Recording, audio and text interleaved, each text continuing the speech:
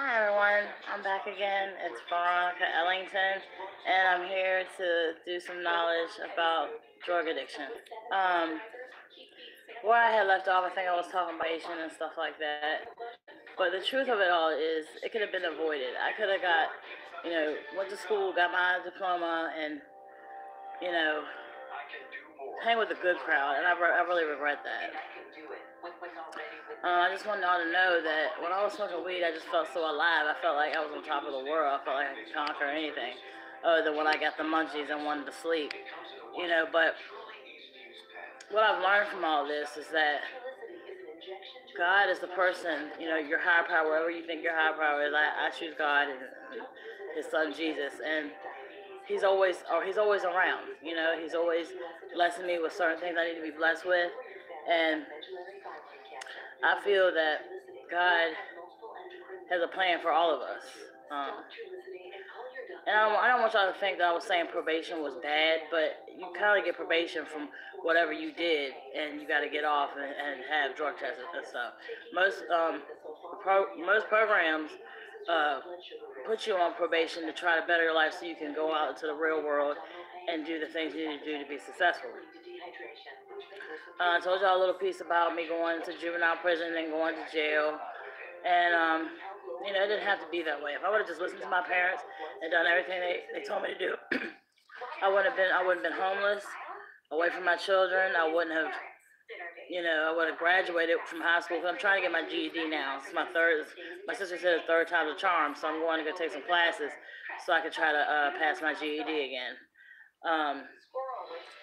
The thing is that it's going to be hard for me. I haven't been in school in a whole lot of years, but I'll get it done. It doesn't matter how many times I have to take it, I'm going to take it.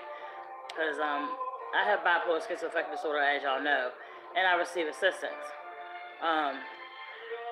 from the state because of the disorder that I have. I was diagnosed about 3 times, and I actually got diagnosed with bipolar, just straight bipolar, when I was 13. There's a doctor named Dr. Burke. I don't know if he's living anymore, but he's the one who diagnosed me with bipolar. And the drugs didn't help it. So you're kind of born with that.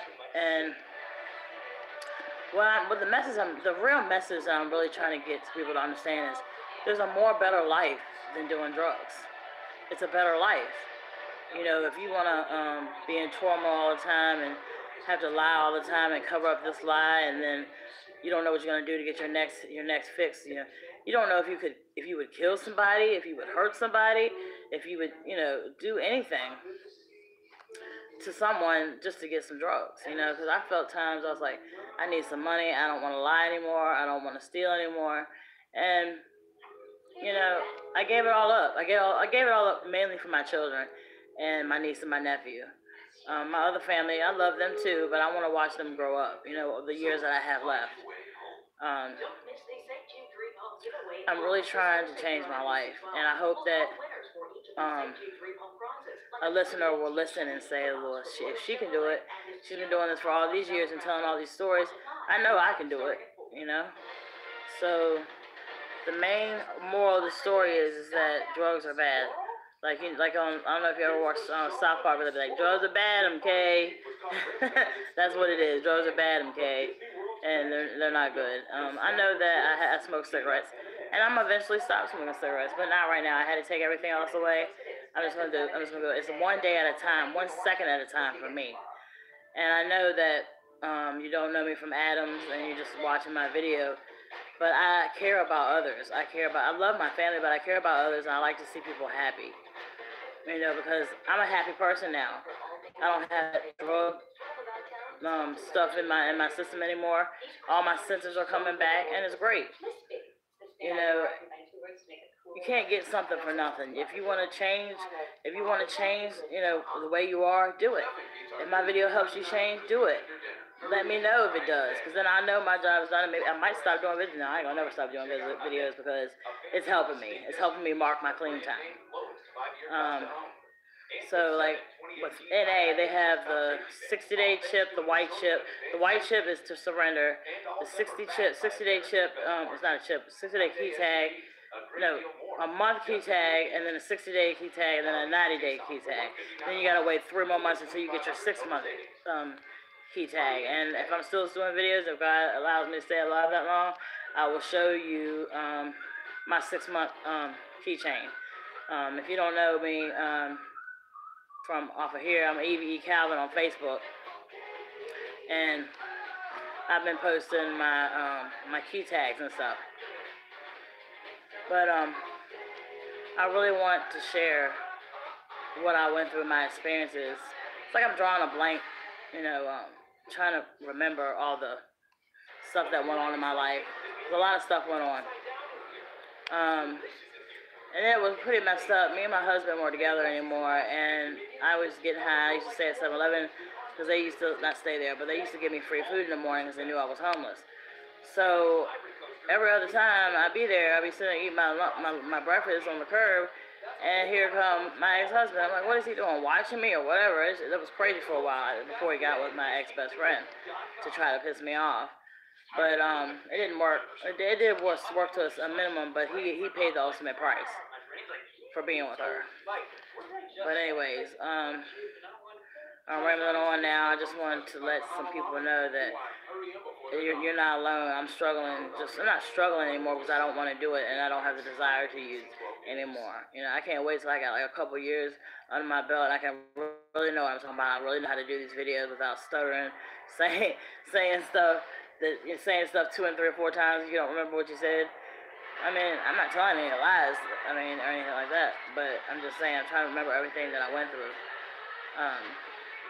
I remember one time, I used to hang with a lot of these boys. It's called Amp Hill. I used to hang with a lot of these boys and stuff, and I was young, and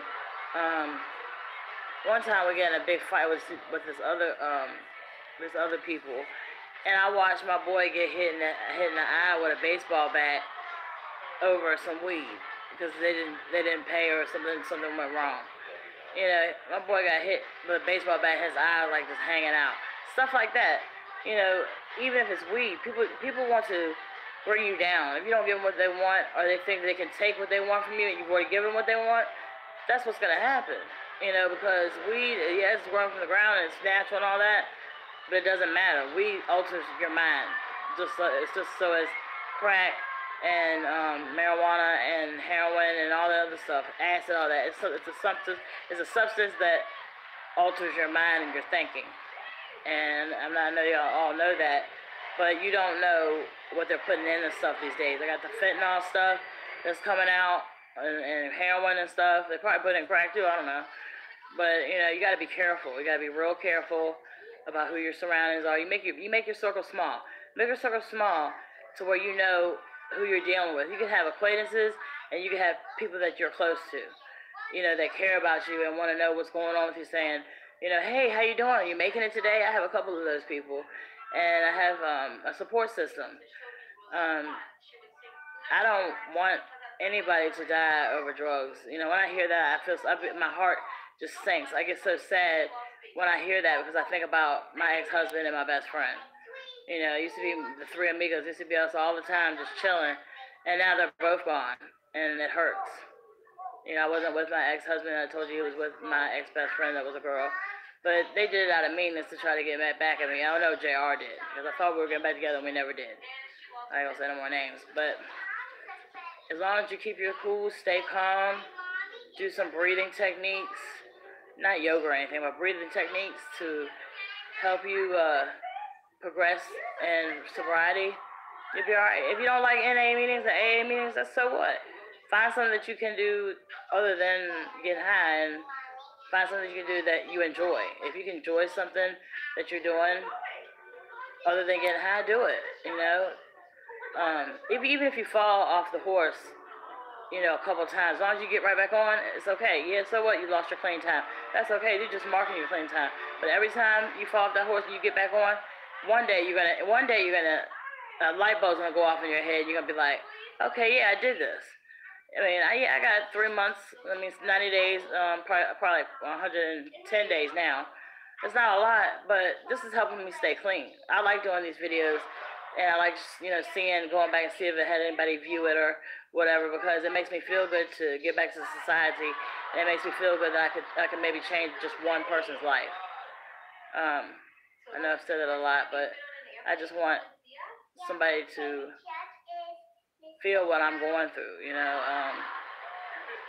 not as a pity party or anything like that. It's just that I want people to know that I'm serious. I'm willing to help anybody that wants to be helped, go through this addiction thing with me. And it don't have to be a boyfriend or a girlfriend or anything like that. I'm not saying I'm gay, but it's I mean, anybody, that could help me out, or I could help them out. This is EVE Calvin.